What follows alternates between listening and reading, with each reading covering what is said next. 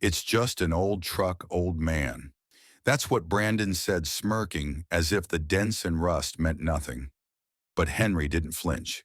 He didn't raise his voice. He just reached into his jacket and pulled out a phone no one had seen in years.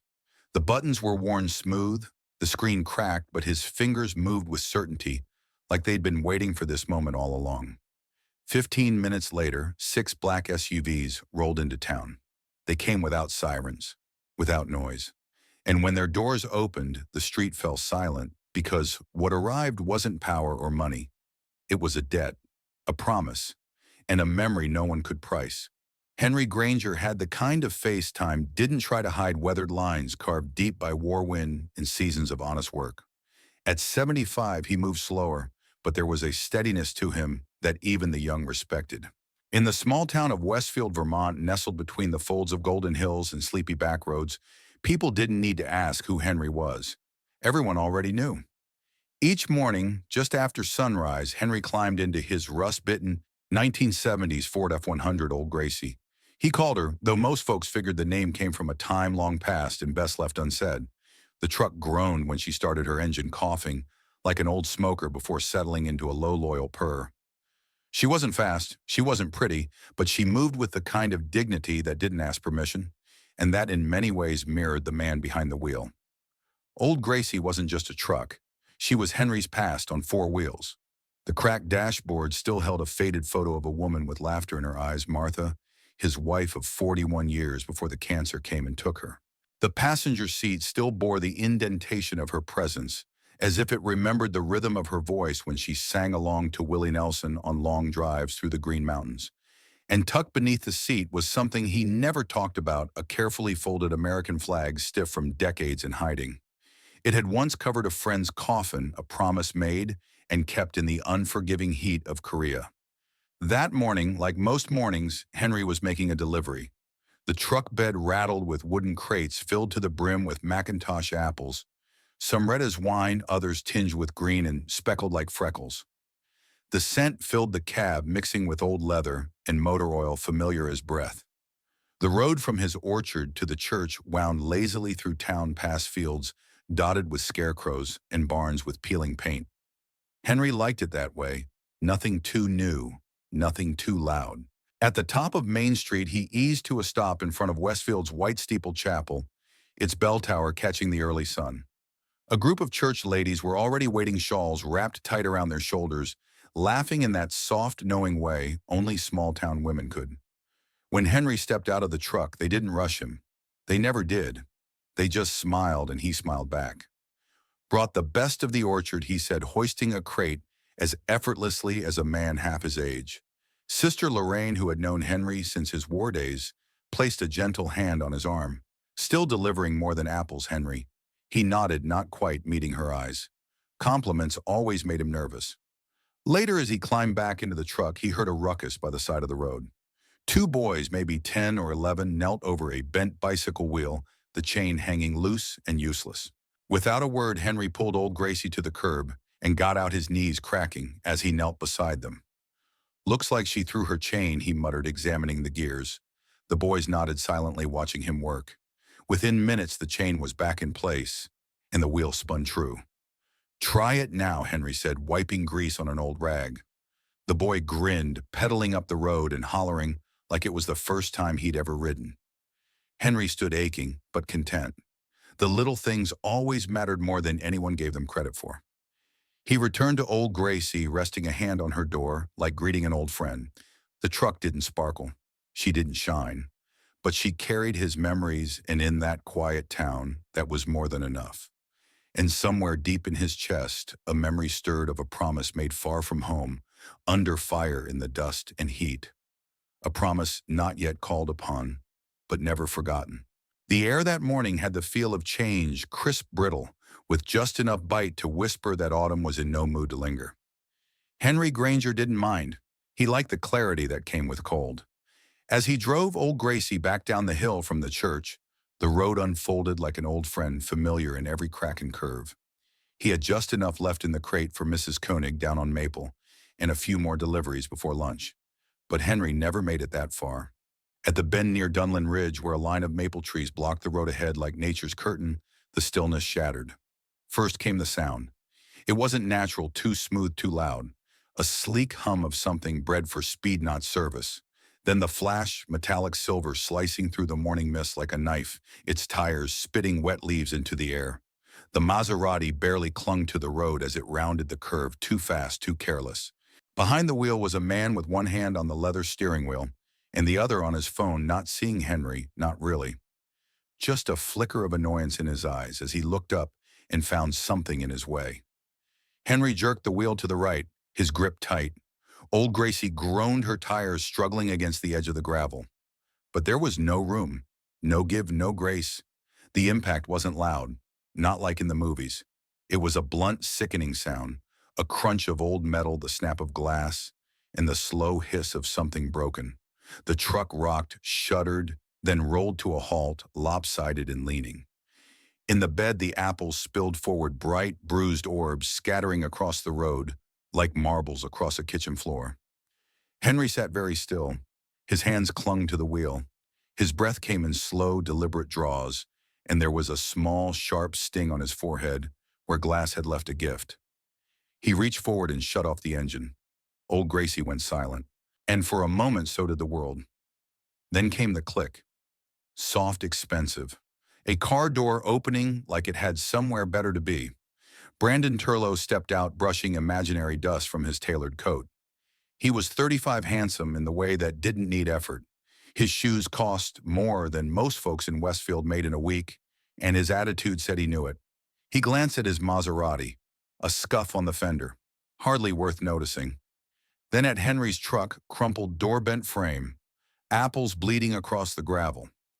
"You all right, old man?" he called out like someone checking their mailbox. "Didn't see you there. These roads are too damn narrow." Henry opened the door slowly. It groaned like it was in pain. He stepped out, steady but silent eyes fixed not on the man, but on the truck. Brandon strolled forward, hands in pockets. "This thing still runs?" he asked, tapping the hood with two fingers. Henry said nothing. Brandon chuckled as if to himself. "You know I collect vintage vehicles. I could have this cleaned up, put in a private showroom. Tell you what, I'll give you 10 times what it's worth.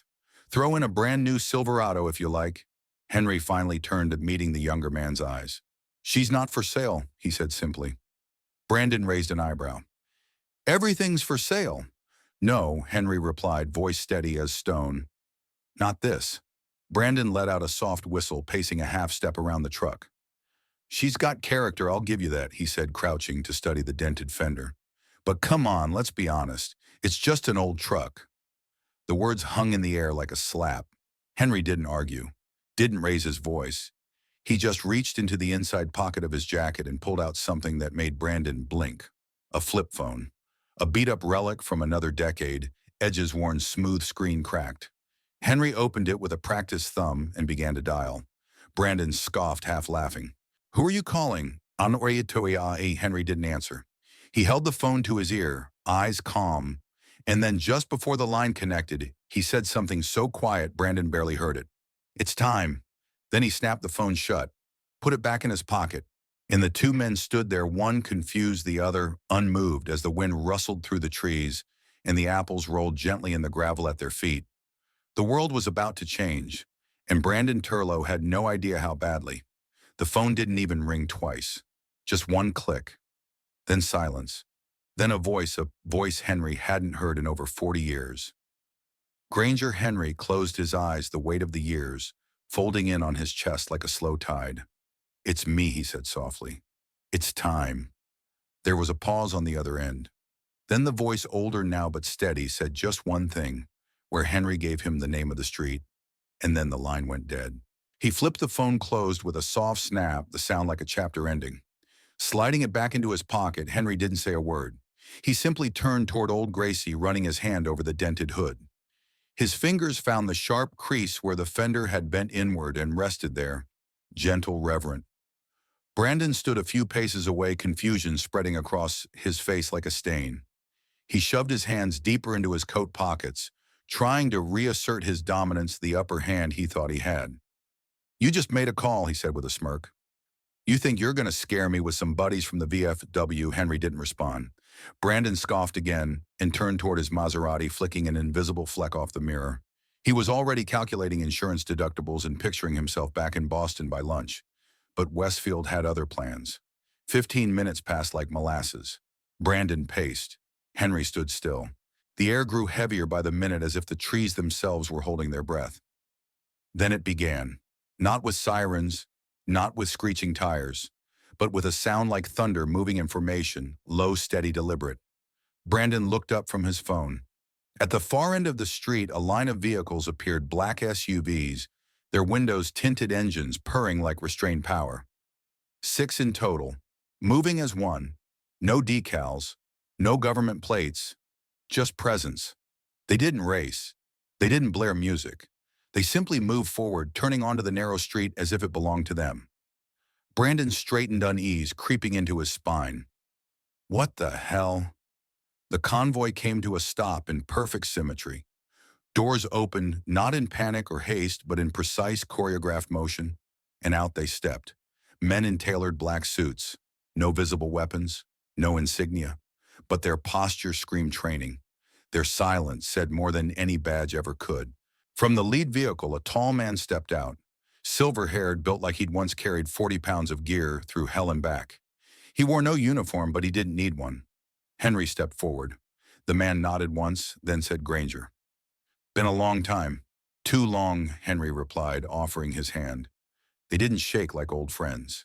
They clasped like soldiers, like men who'd once seen something burn and still carried the smoke in their lungs. Brandon stood frozen, his voice finally cracking through the tension. "Wait, what is this? Who are you?" the man.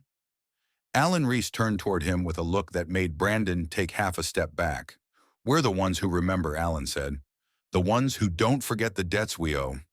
Brandon blinked, trying to make sense of what he was seeing. This is about that truck." Alan's eyes narrowed. "That truck pulled 12 men out of a kill zone in Kandahar. Men who wouldn't be alive today if not for the guy who rebuilt it bolt by bolt. The guy who drove it into gunfire because nobody else would." Brandon turned slowly to look at Henry. Really looked this time. Not as an old man with a busted truck, but as something heavier. "But he started. He's the reason I'm standing here," Alan said sharply. "The reason 12 families didn't bury their sons." The silence that followed felt like a held breath, a reckoning. Henry didn't gloat, didn't speak. He didn't need to. Behind him, the other men formed a quiet semicircle around old Gracie. No one touched the truck. They just stood there still as stone, like they were guarding something sacred. Brandon's voice came again, but this time it was smaller. "I didn't know." Alan gave a slow nod. "Most people don't. They forget. Until something reminds them." Brandon lowered his eyes.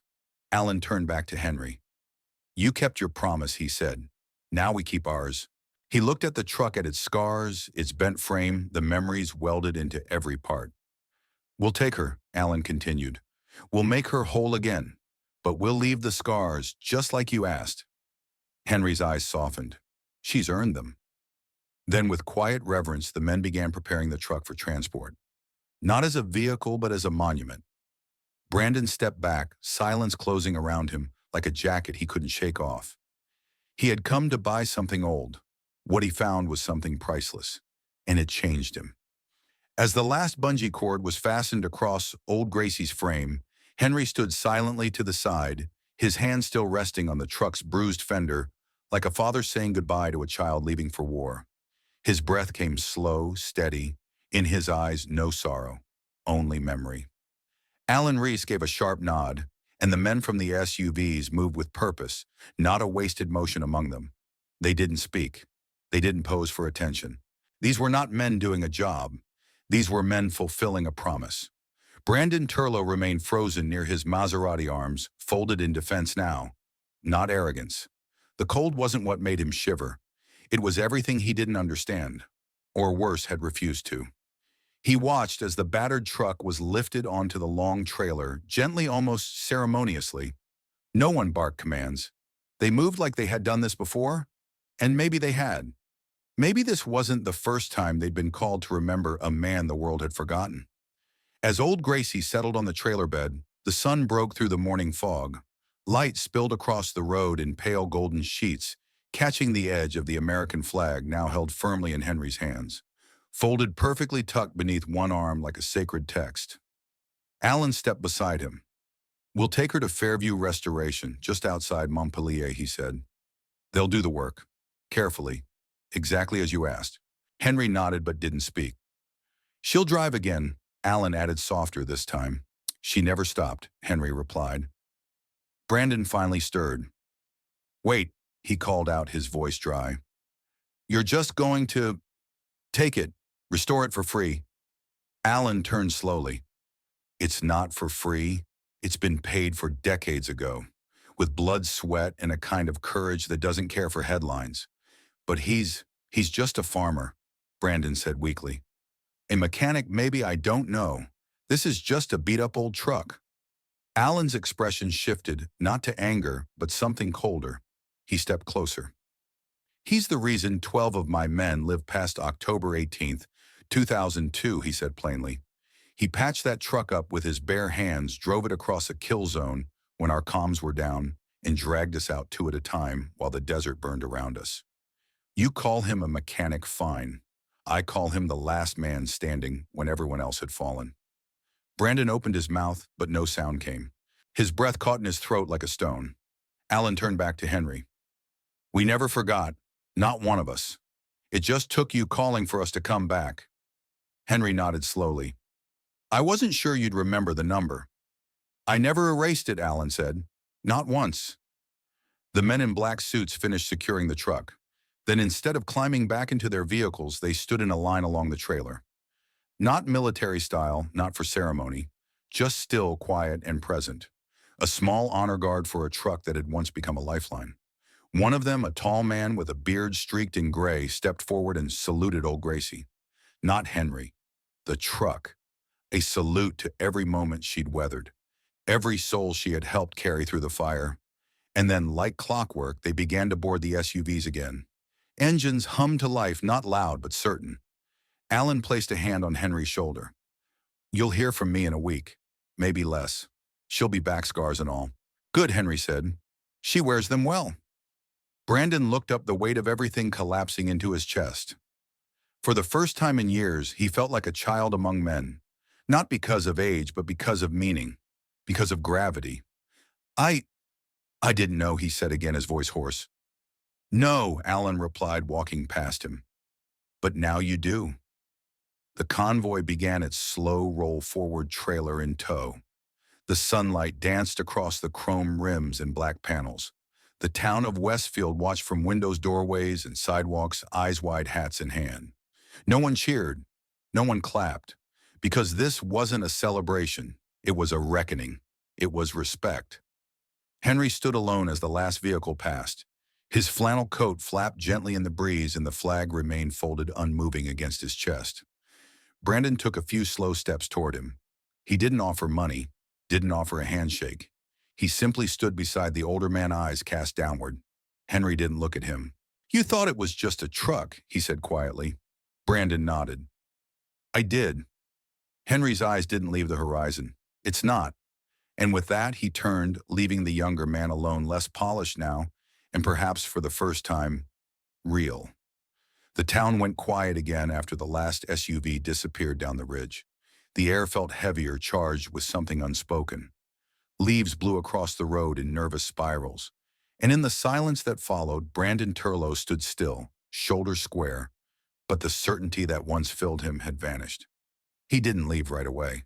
He didn't storm off or slam his door. He just stood there looking at the spot where the truck had been, as if the ground itself still held its weight. Not the weight of metal, but of memory etched into every scratch, every worn patch of leather on the bench seat. Henry didn't look back at him as he walked away. He didn't need to. Some lessons are best absorbed in solitude. 2 weeks later, old Gracie returned. No cameras, no ceremony. She was delivered in the pre-dawn stillness of a Tuesday morning, parked in front of Henry's cabin as the sun just began to turn the frost silver. The men who brought her didn't knock. They didn't wait for applause. They just left her there with a note taped to the dash. "She's whole again." but her scars remained just like you asked. Alan, Henry stood on his porch in silence, cradling a warm mug of black coffee as he looked her over. The dents were still there, polished but unhidden. The fender was straightened but not replaced. The cracked leather seat had been reinforced with care, but not disguised. The scent of fresh engine oil met his nose as he stepped inside. Under the dash, his wife's old photo was still right where it had always been. He sat in the cab and let the silence settle over him. Then he turned the key. Old Gracie rumbled to life, not loud but strong, the sound of something that had survived. Word spread fast. By noon, folks were already passing by, not to gawk but to nod. Quiet, respectful nods that said they'd heard. That they understood now. And Brandon. He came back too. Not immediately, but when he did, it wasn't with flash. No Maserati, just a rental truck dusty from the highway. He parked across the street from the diner where Henry took his lunch on Fridays, and he waited. When Henry stepped out, he saw the younger man standing awkwardly near the sidewalk. No phone in hand, no sunglasses, just there. Brandon stepped forward. "I didn't come to offer you money," he said before Henry could speak. "I came to thank you." Henry tilted his head, slightly skeptical. "I didn't get it," before Brandon continued. "I thought I did, but I didn't. That truck, it's more than history. It's a promise, a home, a record of every mile that mattered." Henry didn't respond immediately. "You see it now?" he finally asked. Brandon nodded. "I do, and I see you too. Not as the guy with the old truck, but as the man who kept a promise that no one else would have known if you hadn't made that call." Henry took a sip of his coffee. "Funny thing about promises, they're quiet. They don't shout when you keep them, but they never really die when you don't." Brandon looked down, then back up. "I started a fund, quiet, anonymous, for restoration work on veterans' vehicles. Some of them don't even run. Some are just rust in barns. But they meant something. Still do." Henry gave a slow nod. "That's a good start." Brandon offered his hand. This time Henry took it. Not quickly, but he did. Later that evening, Henry drove old Gracie down the back roads of Westfield, past the church, past the field, where kids played football until the light gave out. The cab smelled like oil and memory and apples. He didn't drive far. He didn't need to. As the sun began to set in a blaze of gold behind the trees, he pulled off to the side of the road and stepped out. He opened the glove compartment and pulled out the flag, still folded, still precise. He stood for a while, just watching the wind roll through the tall grass. Then he whispered, "We kept our word, buddy." She's still rolling, and then for a moment it felt like the years folded in on themselves, and the quiet of the world didn't feel empty, it felt full. Because some promises aren't marked on paper. They're carried in steel and scars and silence, and that is a lesson no dollar ever taught. Westfield never made the news. It wasn't the kind of town where headlines happened. No scandals, no red carpets, just old barns, honest work, and neighbors who still waved when they passed your porch. But sometimes the most powerful stories never made it beyond the county line. That fall, Henry Granger became more than the man with the apple crates. He became the keeper of memory. At first, no one said much, but people noticed. They noticed how Henry's truck with its scars and steel returned, not shinier but truer. They noticed how the school kids began pointing at old Gracie when she rumbled down Main Street asking their parents, "Is that the truck?" And the parents, well, they just nodded. Not because they'd read the full story, but because they'd heard enough to know it wasn't fiction. The pastor mentioned Henry in a sermon not by name, but everyone knew. "The strongest people in our lives often walk among us quietly," he said, "carrying things we'll never see until we're lucky enough to witness their weight." Henry didn't care for attention. When folks tried to thank him, he'd just shake his head. "I just drove a truck," he'd mutter. But that wasn't the part people remembered.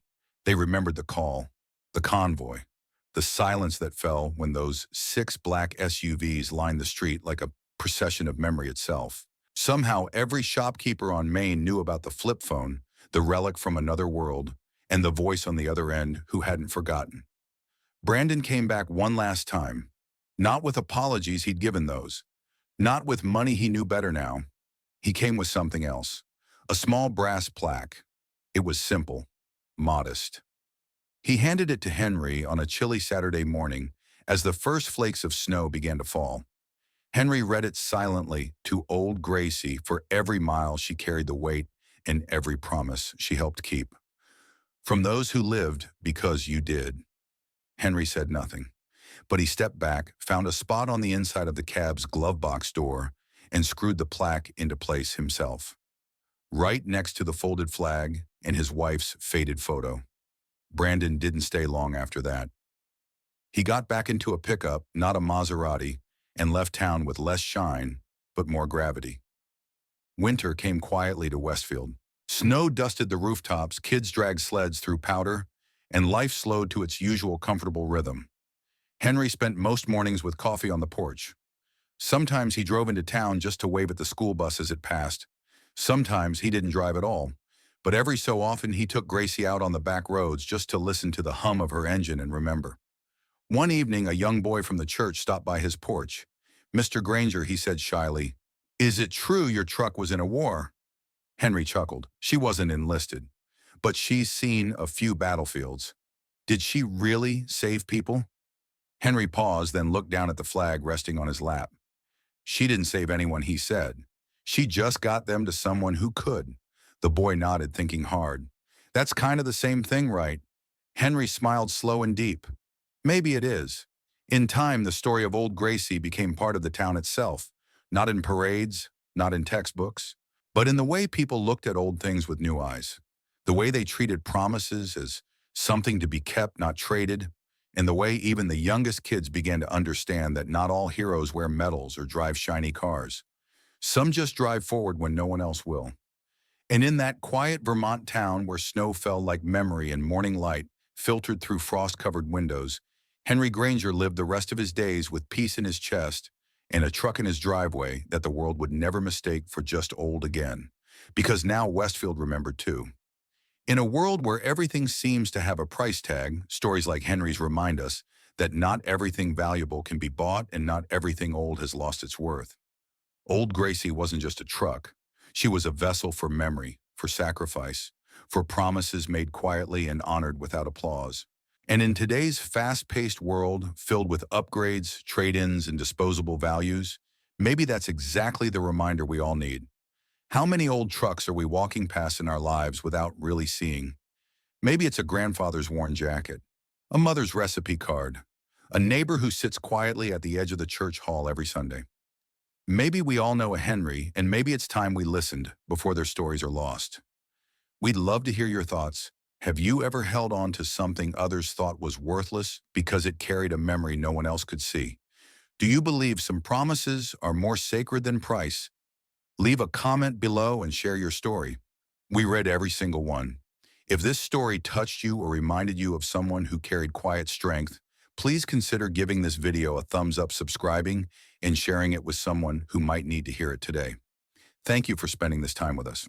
On this channel, we honor kindness, memory, and the silent heroes among us, because sometimes the quietest stories leave the deepest marks. We'll see you next time. Until then, keep your promises and take the long road home every once in a while. It's worth it.